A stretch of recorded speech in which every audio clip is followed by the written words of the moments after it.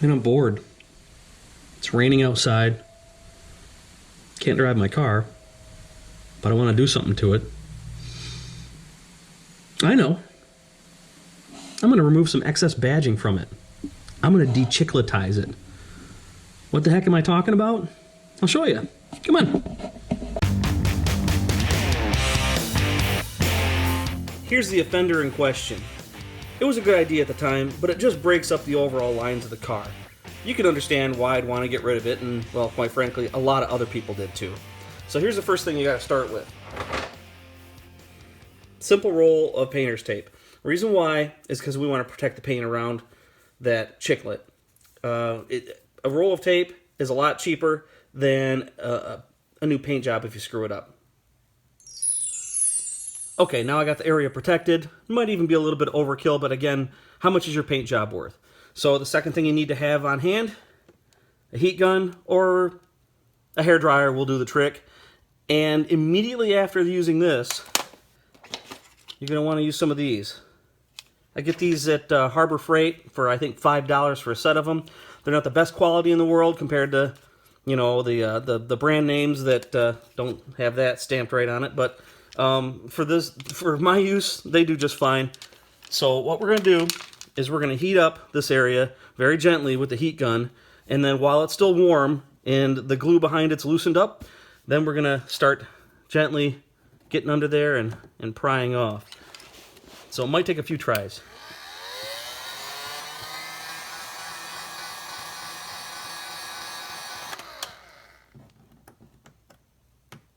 Now the reason why I put tape underneath the corners as far as I could is because you might kind of need to kind of pry against it. Ooh, it's hot. It's toasty. There you go. Just like that, it's gone. While that's still warm, might be able to peel it off with your fingernail. Be very delicate about this. I'm going to use some goof off or even some WD-40 if this doesn't work. If you're lucky, you can get it all to come off on the back of the chicklet. In this case, I'm not so lucky.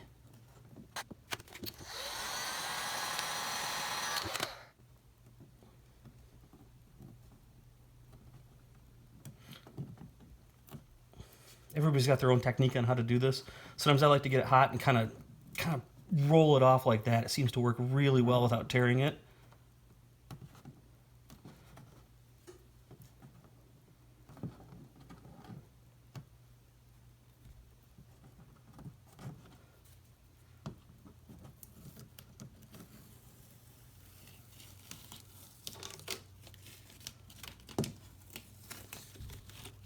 So there you have it. You can see a little bit of crud, a little bit of residue.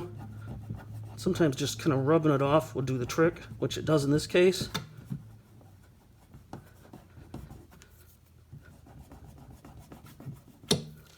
All right, I'm going to use a little bit of quick detailer, but otherwise, it's done.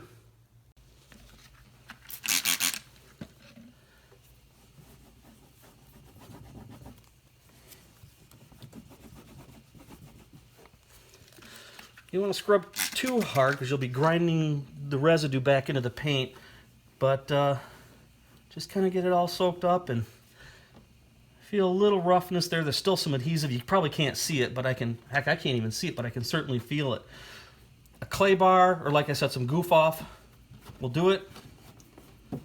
Once you get all the residue off, you want to cover the area with a coat of polish and or wax, whatever you prefer, because it's probably not going to have any on it where that chicklet was.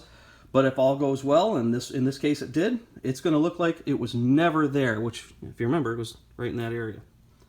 So, once you get to that point, all you do is repeat for the other side, and you're done. Now, that wasn't hard at all. You can actually do this for just about any kind of badge.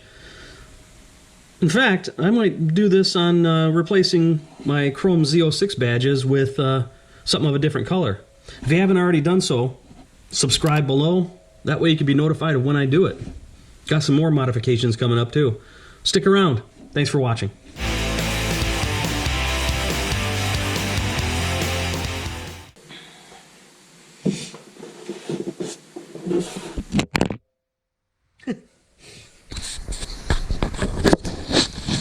All right, let's try it again.